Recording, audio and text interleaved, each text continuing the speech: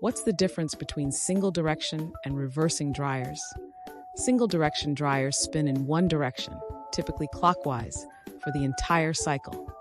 Reversing dryers change direction at regular intervals, switching between clockwise and counterclockwise.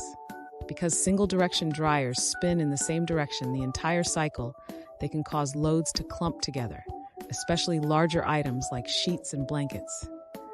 Some people even have a name for it, the laundry burrito. Ever pulled out a big tangled mess with wet laundry stuck inside? That's the problem. Reversing dryers help prevent laundry burritos. Because they change direction every few minutes, the load moves more freely. That means less tangling and clumping, better airflow, and more even drying. Because reversing dryers keep clothes from clumping, they dry loads faster and more evenly. This means lower energy costs, less wear on linens, and happier customers who don't have to restart cycles just to get their laundry fully dry. There are other hidden costs with single-direction dryers.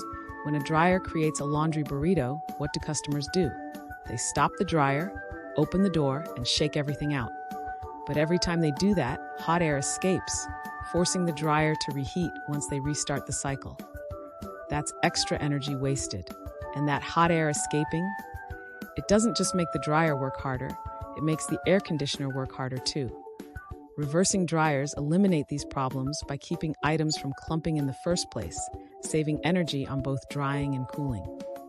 So why doesn't every laundromat have reversing dryers? The technology has improved a lot in recent years, and more laundromats are starting to use them. They cost a little more upfront, but the long-term savings make up for it. Bottom line, reversing dryers are just better. They dry faster, tangle less, and save energy, lowering utility costs.